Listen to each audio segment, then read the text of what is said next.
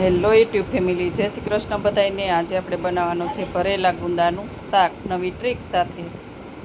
આ છે આપણે ભરેલા ગુંદાનું શાક બનાવવાનું છે। તેની માટેની સામગ્રી 250 ગ્રામ જેટલા ગુંદા છે, એક લીંબુ છે, મરચું છે, 2 ડુંગળી છે ગ્રેવી માટે, ડુંગળી અને ટમેટા અને મરચું, એક ટમેટું છે, 4-5 કળી લસણ છે, ચવાણું છે, સ્વાદ મુજબ ખાંડ છે, સ્વાદ મુજબ મીઠું છે, લાલ મરચું પાવડર છે, ધાણા જીરું પાવડર છે, ગરમ મસાલો પાવડર છે। આપણે મરચું ઓછું લીધું છે કેમ કે ચવાણું તીખું હોય અને લીલું મરચું પણ આપણે અંદર ઉમેરવાનું છે, એટલા માટે આપણે લાલ મરચું પાવડર થોડું એવું લીધું છે। અને હજી આમાં આપણે આવશે પાપડીનો ભૂકો, એ પણ ચવાણા સાથે આપણે મિક્સ કરવાનો છે। તો ચાલો શરૂ કરીએ। પહેલાં તો આપણે જો આ બધું અંદર જે વાટકીમાં મસાલા હતા એ મસાલા બધા મિક્સ કરી દીધા છે। ચવાણું ખાંડી લીધું છે, પાપડી તલ ને બધું ખાંડી ધાણા ભાજી અંદર નાખીને અને આપણે અડધો લીંબુનો રસ નીચોવી દઈએ।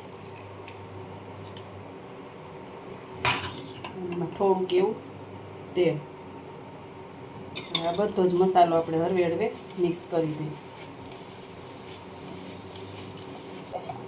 જો આપણો મસાલો બની મિક્સ થઈ તૈયાર થઈ ગયો છે બનીને, આપણે ટમેટાની, ડુંગળીની અને આદુ મરચાંની પેસ્ટ બનાવી લઈએ। જો આપણો મસાલો બનીને તૈયાર થઈ ગયો છે ભરવાનો, અને લસણ, મરચાં, ટમેટાં અને ડુંગળીની એ પણ આપણી ગ્રેવી બનીને તૈયાર થઈ ગઈ છે। હવે આપણે આમાં ગુંદામાંથી બિયા કાઢી નાખી, આપણે ઠળિયા કાઢી નાખીએ। આ રીતે ધૂંબો આમાં હરવું પ્રેસ દેવાનું એટલે ગુંદાના 2 ફાડા ન થાય અને ગુંદા આખા રહે। આપણે આખે ગુંદા ભરીને જ કરવાનું છે। આવી રીતે કરીને આમ વચ્ચેથી બિયા કાઢી નાખવાના। અને એક જોરદાર હું ટ્રીક તમને બતાવીશ કે ગુંદામાંથી આપણે ચિકાસ કેમ કાઢવી। વિડીયો તમે ઠેઠ લગી જોજો, વિડીયો જરાય તમારા ગુંદા ચીકણા નહીં રહે અને એકદમ સરસનું આ ગુંદાનું શાક થાય।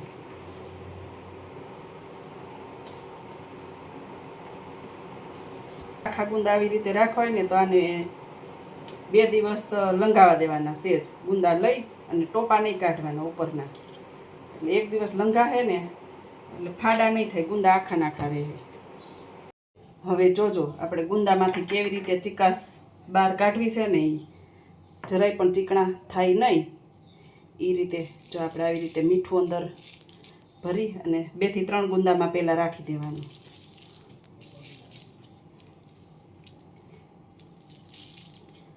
આમાં રાખી દીધું। હવે આપણે આની અંદર છે ને જામ લેવાનું, જો આ ચિકાસ બધી બહાર નીકળી જાય એટલે ગુંદો જરાય પણ ચીકણો ન થાય।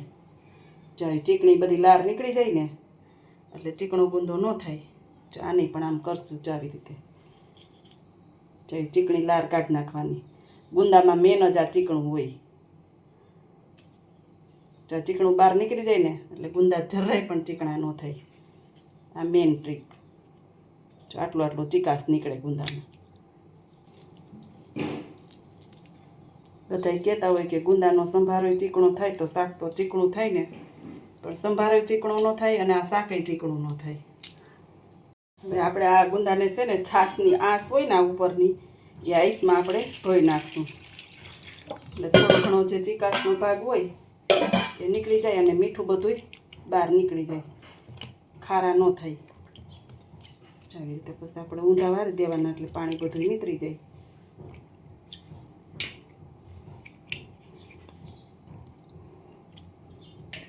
જો આપણે બધા જ ગુંદા આવી રીતે ઊંધા વારી દીધા છે, પાણીનો ભાગ બધો નીતરી ગયો છે।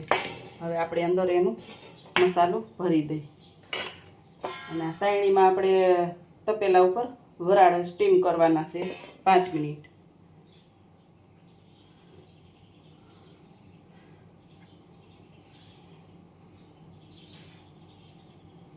આવી રીતે ગુંદા બધા ભરી દેવાના।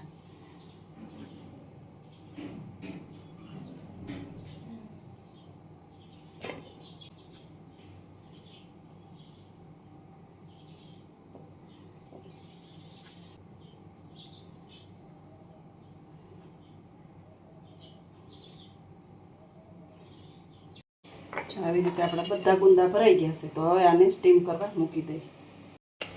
પહેલાંમાં મૂકી ઊંધી આપણે થારે મૂકી દઈએ અને 5 થી 6 મિનિટ જ વરાળે થવા દેવાના છે. ગેસ ચાલુ કરી અને આ બાઉલ આપણે મૂકી દીધું છે. હવે અંદર આપણે 3 થી 4 3 પાવડા કે 4 પાવડા જેટલું તેલ ઉમેરી. 3 પાવડા નાખ્યું છે તેલ. તેલ થઈ ગયું છે. 1 ચમચી રાઈ, 1 ચમચી જીરું.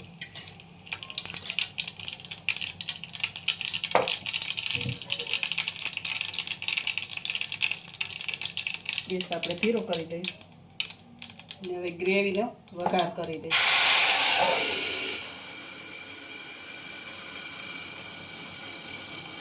ગ્રેવીનો વઘાર કરી અને ઢાંકી દેવાનો એટલે તેલ આપણું ઉડે નહીં.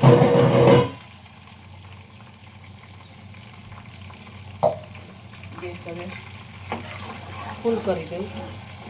હવે ગ્રેવીને આપણે પાકવા દઈએ. એની અંદર આપણે કાશ્મીરી લાલ મરચું કલર માટે 1 ચમચી ઉમેરી છે અને હળદર આપણે આની અંદર બિલકુલ નથી ઉમેરી. હજી જે આપણે મસાલો થોડો ઘણો વધ્યો છે એ અંદર આપણે યુઝ કરવાનો છે એટલે હળદર એની અંદર હોય જ. એટલે જો આપણા ગુંદા બફાઈ ગયા છે અને નીચે આપણે ઉતારી અને થોડાક ઠંડા પણ કરી લીધા છે એટલે ગુંદામાંથી મસાલો બહાર નીકળે નહીં. એટલે મસાલો વધ્યો તો એ મસાલો પણ આની અંદર આપણે ઉમેરી દીધો છે. ગેસ અત્યારે એકદમ ધીરો કરી નાખ્યો છે. હવે આપણે એની અંદર ગુંદા બાફેલા આવી રીતે એક એક કરી અને મેલી દઈ.